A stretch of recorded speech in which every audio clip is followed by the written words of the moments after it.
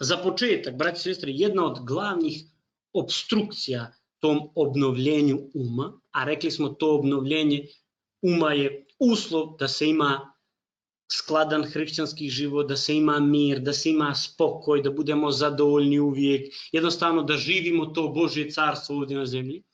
Znači, jedna od glavnih obstrukcija jeste nepovjerenje, braći i sestre, u Božju riječ. Šta to znači? Ja znam da mnogi vjeruju to što piše Biblija, da je Hrist sin Božji, da možda treba dođe da živi u nas, da je on naš Gospod, da je on naš spasitelj i tako dalje.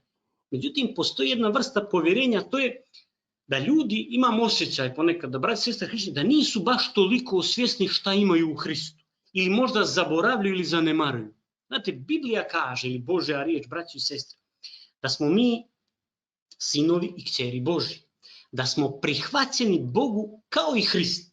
Da nas Bog voli kao i Hrista. Da smo kvalifikovani za nebo kao i Hrist. I ne samo to, nego da mi imamo sve što i Hrist. Znači, svaki duhovni blagoslov koji u posjedu Isusa Hrista je i naš. Znači, to je to slavno nasljedstvo, braći i sestre, o kojem apostol Pavle govori Efesima kada im kaže neka vam Bog otvori oči da znate šta imate. I vjerujem da jedna od obstrukcija tom obnovljenju uma jeste nepovjerenje u ovo šta imamo. Kao da se zanemaruje to, kao da se prelazi preko toga. Braći i sestre, te stvari koje Bog govori, ko smo i šta smo, treba da imaju najveću težinu u našem životu. To što si ti u Hristu, treba da ima veću težinu od tvog nezadovoljstva. Treba da ima veću težinu, da kažem, od tih tvojih nezadovoljenih želja ili neispunjenih čežnji srca. Znači, to što si ti u Hristu treba da bude iznad tvojih nekih sklonosti i navika koje te muče. Znači, to što si ti u Hristu treba da je iznad toga, iznad sebe, iznad tvoga ja. Ali to može samo ako imaš povjerenja u to, ako se hraniš tom riječu, ako razmišljaš o tome, ako provodiš vrijeme sa Bogom i sa Hristom, da ti oni kažu kakvo je to nasljedstvo. Biblija kaže da smo mi nasljednici Božji, sunasljednici sa Hristom. Djeca Božja koja posjeduju kroz Hrista Božji život. Mi smo rođeni od Boga, braći i sestre, ne više stvoreni.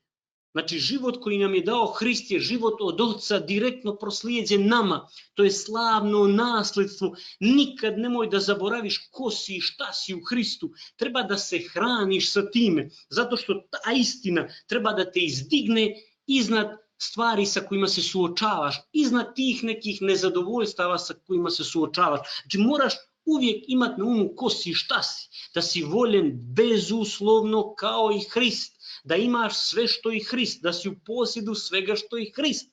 Znači, mnogo je važno da se hoda s ovom vjerom u Božju riječ, da se hoda u svjesnosti ko si i šta si. Znači, ne samo pročitaš danas i kažeš, jeste, to sam ja u Hristu. Ne, treba da hodaš sa tim. Znate, kao kad, ne znam, ako je tvoj otac ili majka, ako su uticajni u društvu i ti kad hodaš, kad se družiš s ljudima, imaš nešto zato što znaš da su ti roditelji uticajni. Ili ako si sin nekog funkcionera državnog ili, ne znam, znate već te situacije. Prosto tvoje porijeklo treba nešto da učini u tvom životu. Vjerujem da je ovo jedna od obstrukcija obnovljenja uma. Jedna od obstrukcija, da kažem, u manjkavosti hrišćanskog života. A to je nepovjerenje u Božju riječ ko smo i šta smo u Hristu. Znači, jednostavno, treba da se hranite više time ko ste i šta ste. To je prava ishrana iz Božje riječi.